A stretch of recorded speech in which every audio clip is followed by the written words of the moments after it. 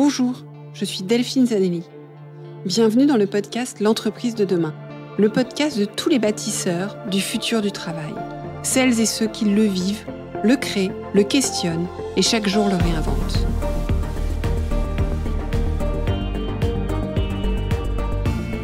Une entreprise plus vertueuse et soucieuse de son impact social pour une société meilleure. Bonjour, bienvenue dans ce nouvel épisode. Laetitia Vito parlait dans notre conversation sur la culture d'entreprise, il y a 2 épisodes de cela, de l'importance de donner des feedbacks positifs afin de répondre aux besoins de sécurité de chacun. C'est un sujet que j'ai pu développer de nombreuses fois lors de l'élaboration notamment de chartes de pratiques managériales. Je suis effectivement depuis toujours une militante de la dissociation des feedbacks. Car je ne sais pas vous, mais personnellement, lorsqu'on me fait un feedback positif, si je sens que ça va englober un feedback négatif, j'attends ce qui va arriver derrière et je n'écoute pas le feedback positif. Alors que fondamentalement, j'adore les feedbacks. Je cherche toujours à comprendre et voir comment progresser. Ça me fait grandir. Ce sont pour moi de vrais cadeaux. Mais lorsqu'ils sont sincères. Et je les trouve plus sincères quand ils sont dissociés. Attention à 2 choses. 1, à bien distinguer le feedback du retour d'expérience, d'un projet par exemple, où on va aller chercher, identifier les points forts et les points d'amélioration. C'est pas du feedback, c'est bien un retour d'expérience sur un projet. Et puis, un feedback, c'est le 2e point, un feedback n'est pas un compliment. C'est quelque chose qui fait grandir. Donc c'est pas « tu as bien fait ceci ou cela », parce qu'en fait ça, on n'en fait rien. Mais quand tu fais ceci ou quand tu fais cela de telle manière, tu obtiens tel résultat et c'est waouh. Et ça permet à la personne de prendre connaissance de quelque chose qu'elle n'a peut-être pas conscientisé ou qu'elle refoule, avec notre fichue tendance à voir ce qu'on fait mal d'abord.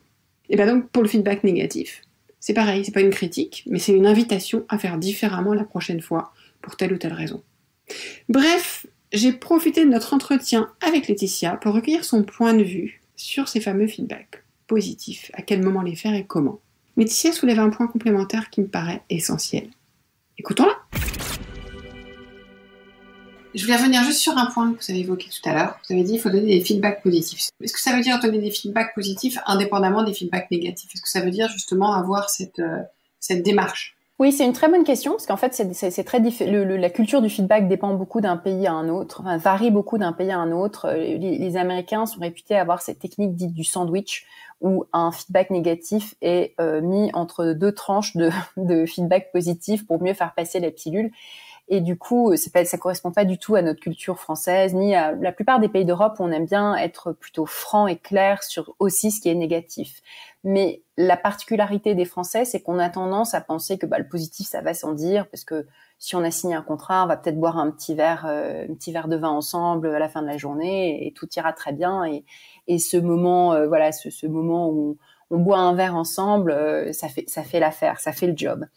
Et malheureusement, ces moments-là deviennent plus rares. Et puis ces moments-là, de toute façon, n'incluent pas tout le monde, puisque si vous êtes mère de jeunes enfants, vous avez tendance à pas rester boire un verre après le travail. Si vous ne buvez pas d'alcool, par exemple, parce que vous êtes musulman, pareil, vous n'allez pas faire partie de ce groupe-là. Et finalement, ça exclut pas mal de monde, de fait. Donc c'est peut-être pas la seule méthode. Et je suis assez favorable à cette idée des feedbacks isolés, des feedbacks positifs isolés. C'est-à-dire apprendre à le faire plus régulièrement, alors avec le plus de sincérité possible, et ça dépend des personnalités. Tout le monde ne va pas dire tiens, tes boucles d'oreilles sont jolies aujourd'hui. Non mais ça on s'en fiche, puis ça risque toujours d'être interprété comme une drague malvenue ou une traque de la manière dont vous êtes habillé. Donc ça c'est plutôt à éviter. Mais en revanche, sur un travail qui a été fini, en cours de projet, continuellement faire des remarques qui peuvent être parfois positives, je pense que c'est quelque chose qu'on devrait tous apprendre à faire et à faire mieux. En fait, tout ce qu'on peut penser sans le dire aussi, et le formaliser, prendre le temps de le dire et prendre le temps de le faire. Exactement, parce que quand on parle de feedback positif ou de compliments, ce qu'on me dit souvent, c'est « Oh, mais c'est très insincère ». Comme si tout ce qu'on disait de positif était forcément insincère, ce qui déjà reflète une vision vraiment très très négative des relations, du monde et tout. Enfin, je trouve ça très noir. En fait, on pense souvent des choses positives des autres sans les dire. Et donc, si déjà on verbalisait, on exprimait ces choses positives qu'on pense à un moment, là on n'est pas dans l'insincérité, On est simplement dans l'expression de quelque chose qui reste non dit la plupart du temps. Et merci Laetitia pour tous ces éclairages. Merci Delphine. Ça me paraît parfait. Est-ce qu'il y a autre chose Le point du feedback, quand même, c'est un point qui me paraît extrêmement important, surtout contextuellement, et c'est un sujet sur lequel j'entends beaucoup les gens discuter, et c'est pas toujours aussi simple que ça. Moi, je pense qu'effectivement, il faut les dissocier. Oui, moi je pense aussi qu'il faut les dissocier, parce que sinon ça apparaît comme la technique du sandwich. Ouais, et puis parce que de toute façon, on est tous comme ça, hein. Quand on a un positif, on s'attend au négatif, on n'écoute pas le positif parce qu'on se dit, ok, qu'est-ce qu'on va me raconter derrière? Ouais. Donc, qu'est-ce qui m'attend? Donc, en fait, du coup, on a aussi cette réceptivité au positif qui diminue, quoi, et ou qui devient insincère. Exactement. C'est-à-dire qu'en fait, exactement. On la pense non sincère. Oui, je suis tout à fait d'accord. Donc c'est assez pervers, et c'est vrai que dans notre... je sais pas aussi si c'est culturel en France, plus, parce que moi, dans les mondes anglo-saxons dans lesquels j'ai travaillé, il y avait plus de feedback positif. Et on a du mal avec ce prisme-là aussi, souvent. Ça commence dès la petite enfance, hein, et c'est vrai qu'il y a un côté vraiment qui colle pas du tout à notre culture, dans la manière dont les enfants américains sont élevés, où on leur dit en permanence « good job », mais pour tout et n'importe quoi. Ils ont sauté dans une mare « well done ». Enfin bon, c'est faux. Mais voilà, les remarques des enseignants, c'est pareil, tout doit toujours être tourné de manière positive, et le choc est dur quand ces enfants-là se retrouvent dans un contexte culturel français. Donc il y a des Américains expatriés en France qui ont raconté ça, de regarder les copies de leurs enfants où ils voient que du négatif, ils sont là genre en train au bord de l'apoplexie, de se dire « oh mon Dieu, mon pauvre enfant va être traumatisé » et tout. Finalement, les enfants français sont pas si traumatisés que ça. Donc on peut accepter qu'il y a des manières de fonctionner différentes. On n'a peut-être pas besoin d'autant de positif que les Américains, mais si on manage un Américain, on peut peut-être avoir conscience de ça aussi, conscience des différences, des différents besoins, et malheureusement on n'est pas égaux face au feedback, face à nos besoins de feedback en fait, et nos besoins de c'est le syndrome de la bonne élève aussi. La bonne élève a besoin de sa bonne note, et donc quand elle est en manque de bonne note, quand elle a pas reçu de bonne note depuis très longtemps, elle est mal. Je dis la bonne élève parce que c'est un cliché souvent féminin. Il y a aussi des bons élèves masculins qui fonctionnent exactement pareil. C'est un vrai traumatisme de passer du monde scolaire au monde de l'entreprise et de tout d'un coup voir disparaître cette dopamine puissante qu'est la bonne note. Tout d'un coup, il n'y a plus rien, il n'y a plus de bonne note. C'est atroce. Et la promotion ne vient pas automatiquement. C'est pas comme la bonne note. La promotion, faut aller la demander la plupart du temps. Faut aller la négocier. Faut se montrer.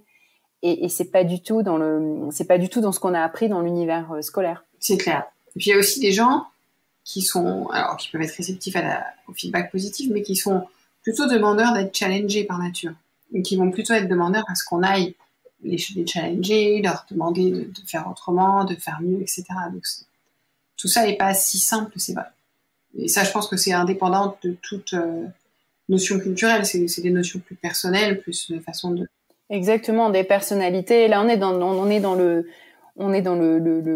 cœur de la psychologie et de toute sa complexité. Et c'est très très compliqué d'être un manager. C'est très compliqué d'être un coach. C'est très compliqué d'être un enseignant parce que on est quand même obligé d'être. C'est de l'action-réaction. On peut pas avoir quelque chose de bien formaté qu'on va livrer à l'identique à tout le monde. Je sais que les gens adorent les recettes, parce que les recettes, on voudrait pouvoir les suivre à la lettre et du coup avoir la garantie du succès quand on applique méthodiquement toutes les étapes de la recette.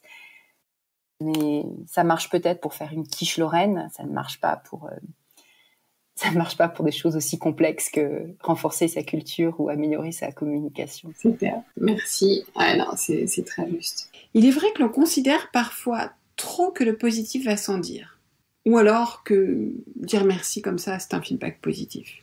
Et en regard, nombre de collaborateurs souffrent de reconnaissance.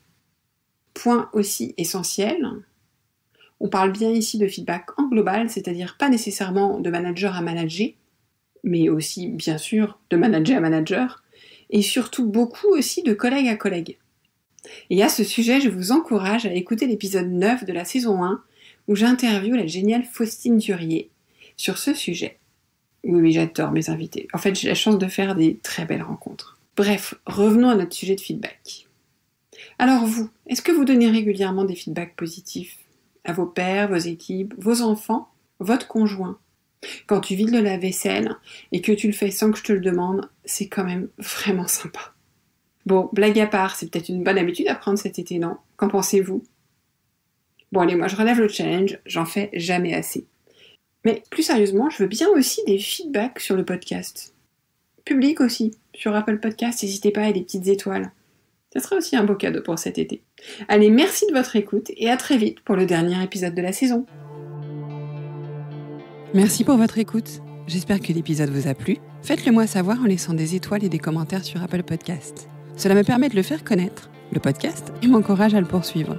Rejoignez-moi également sur le groupe LinkedIn L'Entreprise de demain pour échanger avec d'autres auditeurs, proposer des invités.